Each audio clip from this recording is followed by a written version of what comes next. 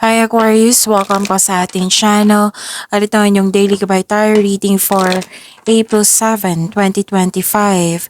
Please be reminded kung naka-resonate kayo, comment down. Kung hindi kayo naka-resonate, ibigay niyo po sa iba kasi general reading po ito. This is for you Aquarius ngayong April 7, 2025.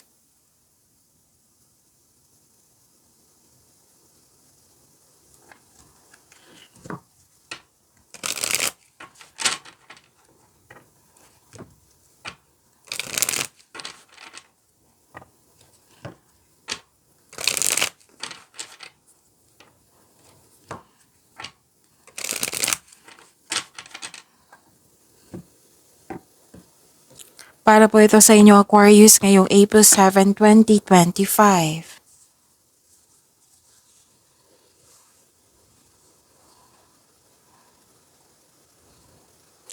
Maraming salamat po sa inyong patuloy na suporta at maraming salamat din po sa mga hindi nag-skip ng ads. Gamitin ang reading na ito bilang gabay lamang sa mga hindi pa nag-subscribe. Subscribe na po kayo at click bell notification para malaman nyo na may bago tayong video. Para sa mga gusto magpa-reading po, may lumabas dyan sa screen nyo ngayon. Panoorin nyo po at sundin ang instruction.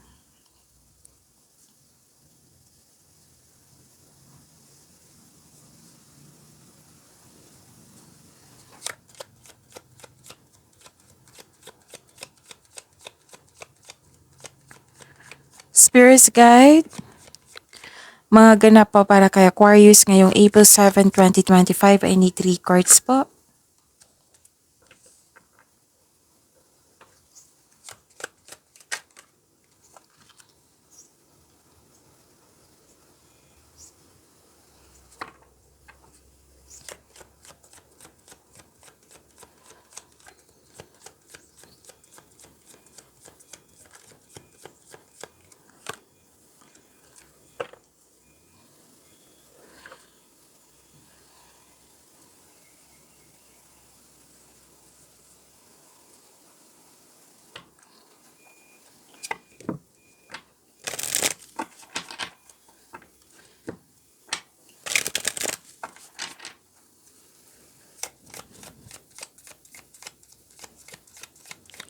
Spirit's Guide, mga mensahe po para kay Aquarius ngayong April 7, 2025 ay need 2 cards po.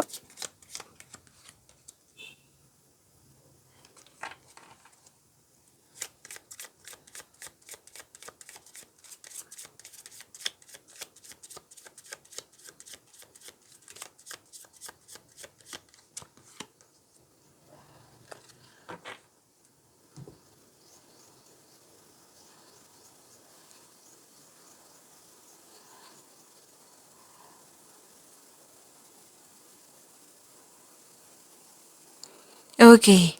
Ngayong April 7, 2025 para po kay Aquarius.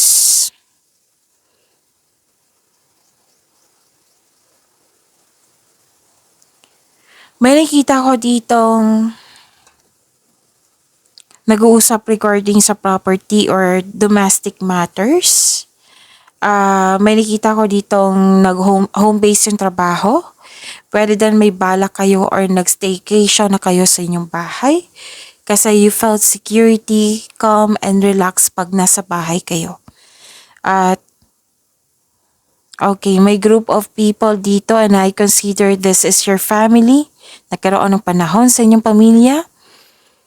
May nakita din ako dito nag-settle down. Tapos, stability, nakikita ko rin dito. It might be this is your stability sa inyong emotion or stability sa inyong buhay. Nagkaroon ng pagkakaisa. Pwedeng may concern sa materialistic. Pwedeng may project po na nag-discuss kayo. Inheritance, mana, nakikita ko dito. Maaring makatanggap kayo niyan.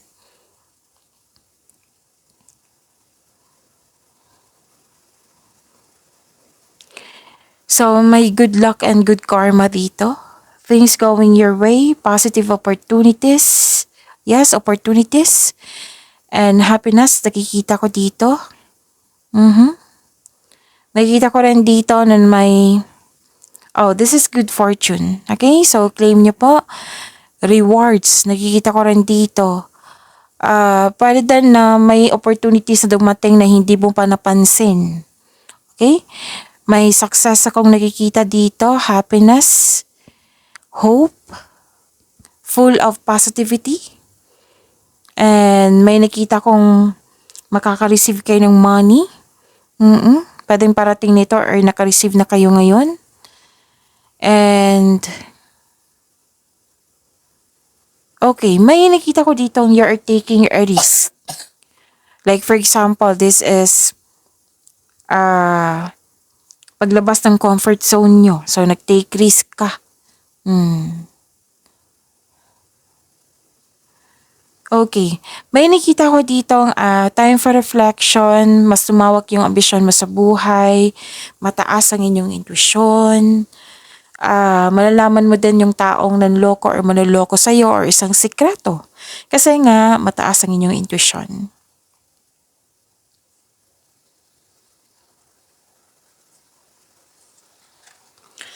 Mensahe po, show compassion, be generous or naging generous kayo ngayong araw na ito.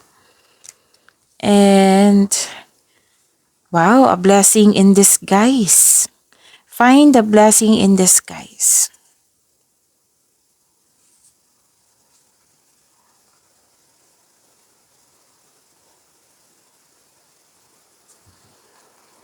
Spirits guide.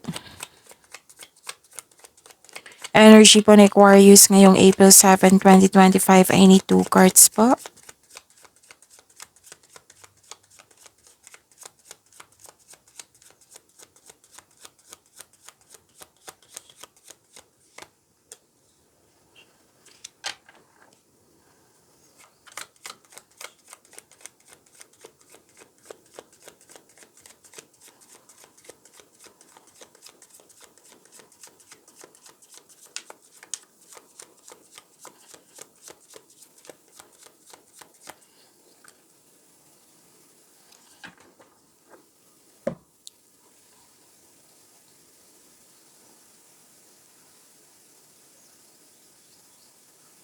Kung may narinig kayo or may nakita kayong repeating message, meaning to say pinupush ng cards nyo yan. Kasi hindi pa binigyan, ang ilan sa inyo hindi pa binigyan ng atensyon. Like for example, nanood kayo ng April 6 and 7 na video reading nyo po, Aquarius. At may napansin kayong naulit na mensahe, repeating message. So sabi ng card dito, pinupush ng cards nyo po na kailangan yung bigyan ng atensyon, na kung maaari din po, bigyan nyo po ng solusyon at aksyon.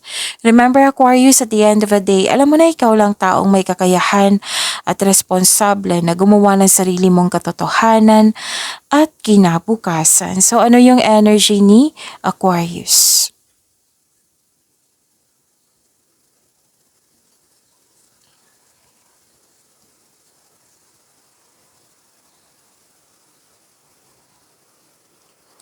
Okay. May na-end na cycle dito. At nang dahil sa ending na ito, hindi ka ready sa changes. Aquarius. So, kailangan yung i-embrace yung pagbabago. Tanggapin yung pagbabago.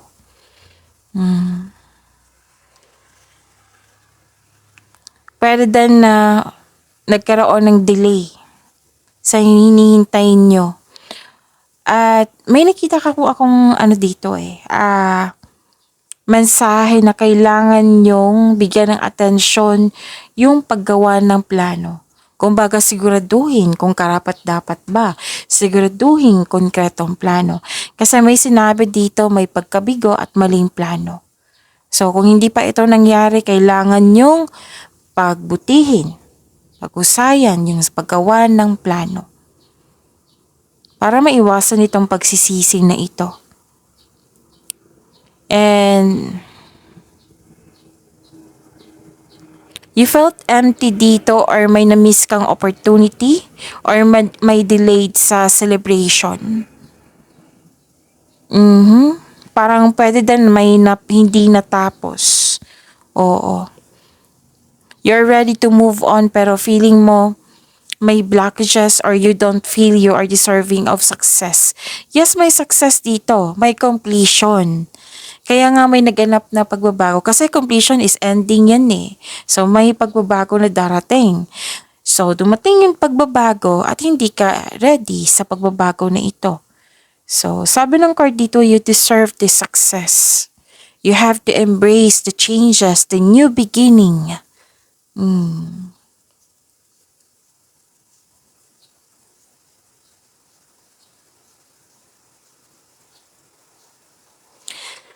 At may nakita rin ako ditong marami kayong ginagawa. So expect na magiging busy kayo ngayong araw ni ito. Burnout, pwedeng overwork, or may may taong hindi nagbigay ng halaga. It might be kasi may nagsabi sa akin ngayon na marahil siya yung dahilan na nagkaroon ng delay. Kasi may taong hindi nagbigay halaga. Feeling burnout ka dito, gusto mong iwan, may gusto kang iwan or hindi tapusin. Dalawang card na mismo nagsabi dito na pwedeng may hindi kayo natapos or hindi nyo siya tapusin. Or feeling uneasy kayo sa situation nyo ngayon or pwedeng ito tungkol sa inyong career path. So, ang advice ng card nyo dito, it's never too late to begin again. Kasi nakita ko dito, nawalan kayo ng gana, nakawalan ng ambisyon. Kasi pagod kayo eh. I think lumabas to kahapon sa inyo. So that is a repeating message kung hindi ako nagkakamali ha. So yan yung pinupush ng card sa inyo na kailangan nyo bigyan ng atensyon na kung maaari bigyan nyo po ng solusyon at aksyon. Pero before nyo bigyan ng solusyon, kailangan nyo ng tamang pahinga. Yes, tamang pahinga kasi pagod kayo. Alam niyo ba, pag-overthink sa sobrang abala, sa pag-overthink din, makakadrain niya ng energy. Pag-iisip lang yan, Miss Jav eh. Minsan yan yung marireceive kong comment. Pansin nyo yan. Di ba pansin nyo, pag galit tayo. Di ba nakakadrain niya ng energy, pagod tayo after nyan. 'Di ba? Kung sobra sa iyak, 'di ba? After niyan, pagod tayo kasi buhos na buhos yung energy. Kahit sa pag-iisip, maraming iniisip. Nakaka-drain din yan ng energy. So, pwede din niya kasi busy kayo dito eh. Na burnout, overwork, so pagod. Kailangan nyo ng tamang pahinga. Para pag nagkaroon kayo ng tamang pahinga pagbalik nyo, re-energize na kayo, makagawa na din kayo na solusyon. Kung ano yung mga concern nyo kanina, na sinabi ko kanina sa inyo na feeling uneasy kayo sa situation nyo.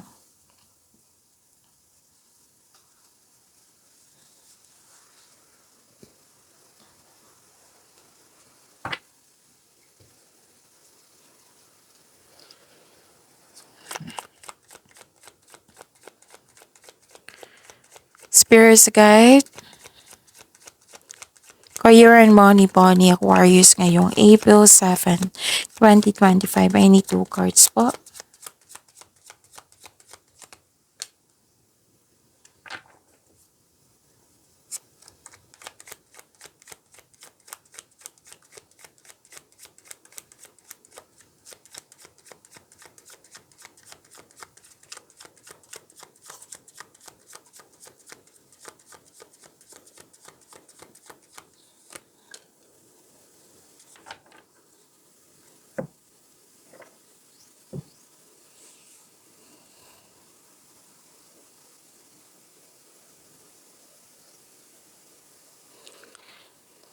Sa career and money nyo po, another card mismo nagsabi dito from your energy card. Kinukulit kayo ng cards nyo na kailangan nyo mag-ingat sa paggawa ng plano.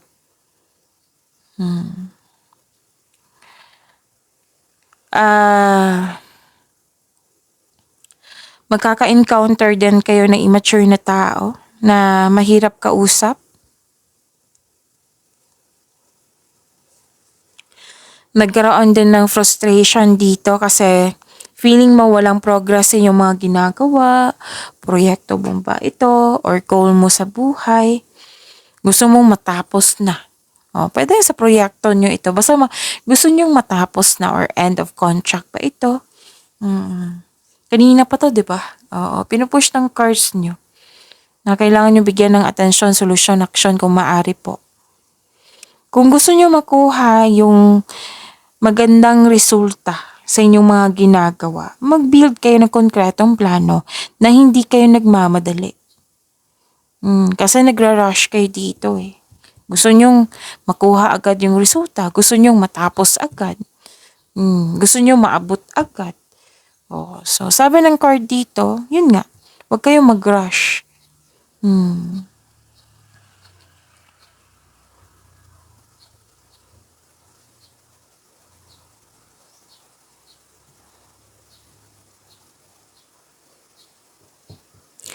Okay. Another card na this is a repeating message again. Aquarius, sobrang busy nyo ngayon. 'Di ba? From your energy cards to here. Sobrang creative nyo ngayon, sobrang busy nyo ngayon, full of movement. And yung sinabi ko kanina sa inyo, dalawang card na mismo nagsabi din dito. Oo, na abala kayo sa kakaisip regarding sa inyong ambisyon. Lumawak yung ambisyon mo sa buhay. Andito rin sa career and money nyo. Tapos, you're feeling powerful and enjoying being recognized in your workplace. Maraming pumapansin sa iyo, maraming nagbigay ng compliments sa iyo. And listen to your intuition to grow your career, to grow your business, and take action towards to increase prosperity. Ang intuition, yan yung makakatulong sa inyo sa pag-increase ng prosperity po. So, your creative and enthusiasm are important part of your success. And ang ilan sa inyo magaling na leader. Aquarius.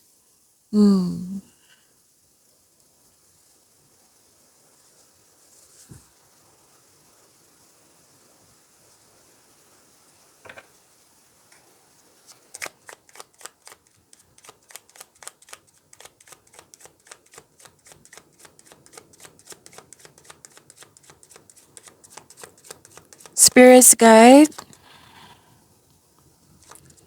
Love, life, self-love, partnership, and romance ni Aquarius ngayong April 7, 2025.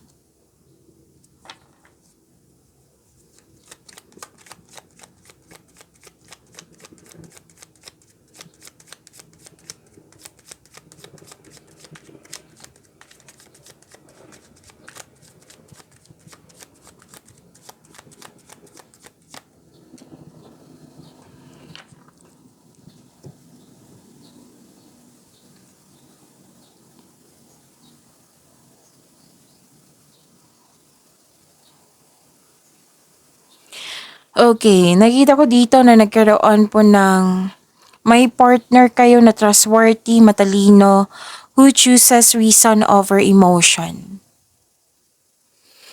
Okay, ang lakas ng energy ng single parent dito. Oo. Ang lakas ng energy niya. Pwedeng kayo ito, or may kausap kayo ngayon, or may iniisip kayo na single parent ngayon. Basta malaki ang kanyang influence ngayon. Oo. At okay, may parating kayo dito, sa mga single, may parating kayo dito na isang tao na very trustworthy, matalino, who chooses reason over emotion.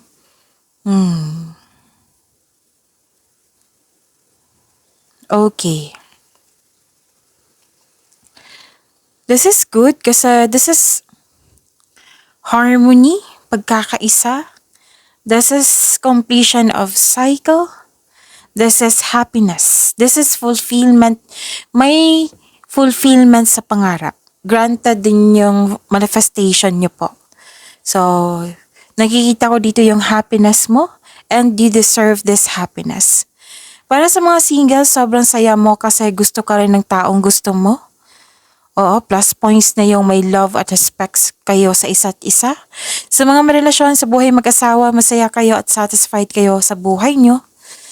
At Meron din ditong sinasabi na makakatanggap kayo ng sustento or sustento para sa anak. Okay? So, yun. Pag-imani niyo po yung blessings sa binigay sa inyo.